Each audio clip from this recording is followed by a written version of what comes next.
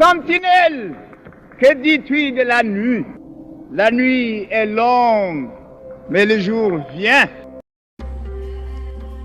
ñu ngi leen di nuyu yéen ñii di suivre seen bii di histoire de l'Afrique tey nag dañ leen di wax benn nit boo xam ne bokk na ci ñu njëkk a yeewu fii ci Afrique nekk tam président bu tubaab yi njëkk a sàkkal pexe ak lan moo tax ñu sàkkal ko pexe muy Sylvanus Olympio fu mu soqeekoo ak wàllu jàngam ak lii di activité politique am. Olympio nag bu ñu ko waxee xel yi day dem ci réewu américain bii di Brésil effectivement dinañ ci ñëw. tey boo demee Togo commerçant yu fa ëpp alal Olympio lañu sant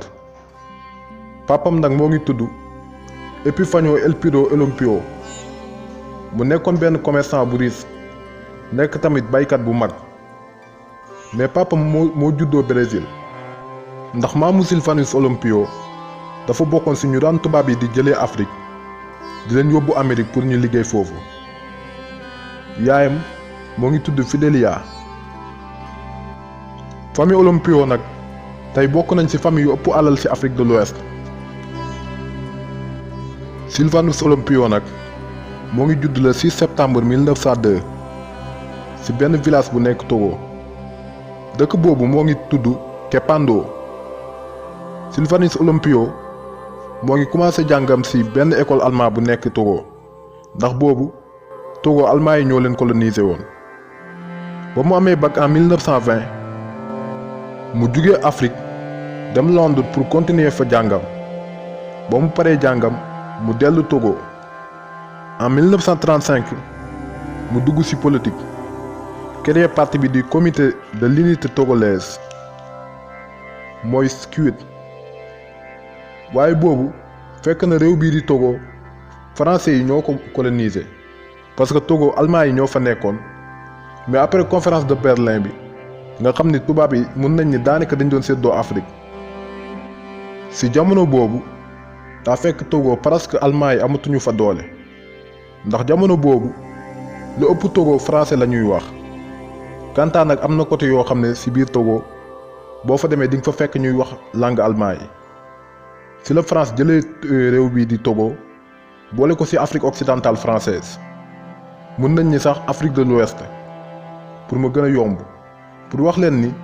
réew bii di France daf ñu yàgg fitnaal ci côté yépp ci côté économie sociale ak environnemental tey boo demee ci réew yi portugais yi colonisé woon wala allemand yi wala yeneeni réew sax bàyyi nañ leen bu yàgg ñu nekk ci seen bopp mais France moom daf ni dee du bàyyi Afrique de l'Ouest. en 1940 Olympio commencé di def ay conférence de presse ni Afrique dañu war a am indépendance ndax ñu mën xam nan la ñuy def ba développer. Olympio ne Afrique tant que amul indépendance totale suñu développement du gaaw mais boobu Togo mën nañ ni moom dong moo porté combat bi ak waa parti wam parti bii di comité de l'unité togolaise mu nekk combat bu metti trop mais bàyyiwuñu benn yoon ci di demander l'indépendance Togo ak Afrique yépp. ci noonu en 1946 Sylvanus Olympio ñu fal ko député ak président de la première assemblée représentative du Togo ci discours yu mu doon tenir pour Afrique am indépendance tax ba administration français bi jëlee ko foofu waaye boobu seen bëgg-bëgg yépp mooy éliminer kii di Olympio ak daaneel parti bi di CUT. ginnaaw loolu ci la ñu tëjee kii di Sylvanus Olympio ba mu demee ci kanamu siis bi toppeewuñu ko dara mais pour yàq carrière am ci wàllu politique ñu alamaan ko 5 millions de francs CFA ba pare salfaañe ay àqam waaye ba mu génnee mu continuer ci même tracé bu mu jëloon yokku ci sax ne francs CFA daf fi war a jugee. Maître de ton destin, cher Togo, mon cher pays, me voilà libre enfin.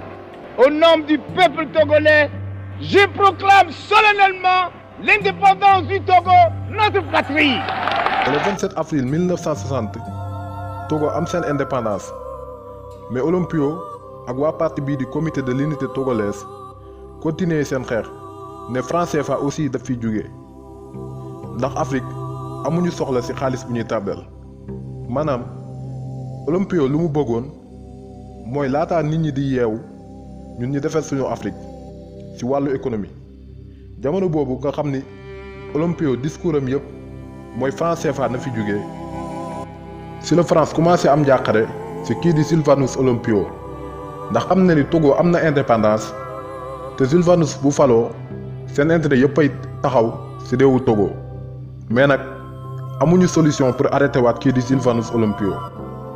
En 1961 Togo organisé seen première élection présidentielle le 9 avril 1961 Sylvanus Olympio ñu fal ko président de la République du Togo. ci la ay problème France démarré daf ni armée bu français bu fa nekkoon daf leen fi génnee pour que ñu mën a formé wu créer seen armée bopp boo xam ne ñoom ñoo koy contrôler mais yemu si mu ne bépp suuf boo xam ne France moo ko moomoon ci Togo daf koy nangu jox ko togolais ñoom ñoo ko gën a yeyoo waaye yemu si mu ne day dagg bépp lien bu amoon entre France ak Togo ba pare ne franc CFA sax daf fi jóge dañ koy éliminer fii ci Togo te nu mu ko doon waxee noonu la ko doon defee ndax 1 an dong lañ ci teg réewu Togo commencé di am ay changement mais tamit réew bii di réewu France commencé di gën a am ay problème ci réewu Togo waaye ci boobu France moo ngi nas ay pexe jëmle ko ci kaw Olympio mais boobu amuñu fenn fu ñu jaar kii di Olympio pour fexeel ko mais comme seen armée baa ngi fa armée français baa ngi fa ñu ne dañ koy jaar foofu yebal armée bi ñu dem ray ko. En 1963 à 23h armée français bi ñëw ci këru kii di président Olympio mais ba ñu ñëwee ba dugg ci këru kii di Olympio jabaram bi moo ngi dégg seen bruit wi ci noonu mu wax ko Olympio ginnaaw loolu ci la Olympio teg ay pexe moom tamit fexe ba génn këram làqu ci benn oto bu màgget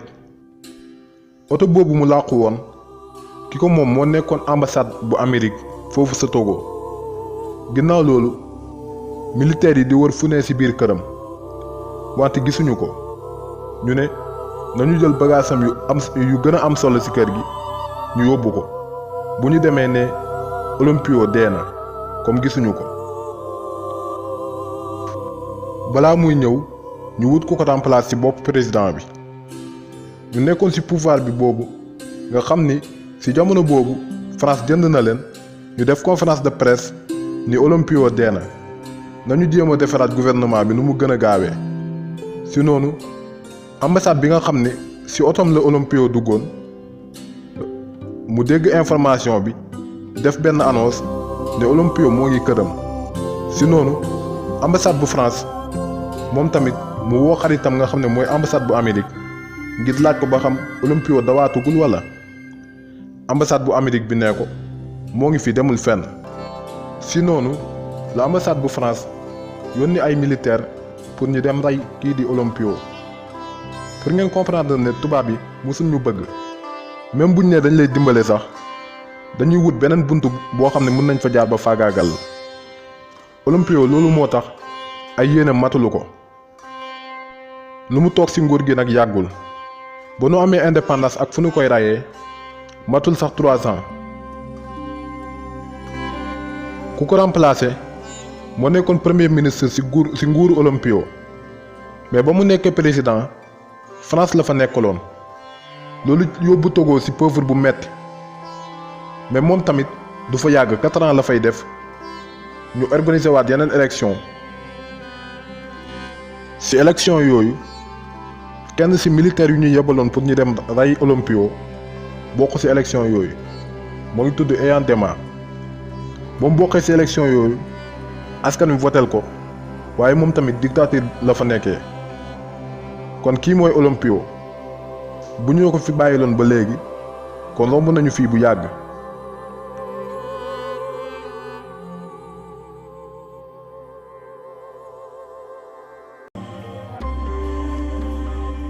ñu ngi leen di jaajëfal ci seetaan bi di leen ñaan tamit ngeen abonné ci chaîne bii di Histoire de l'Afrique.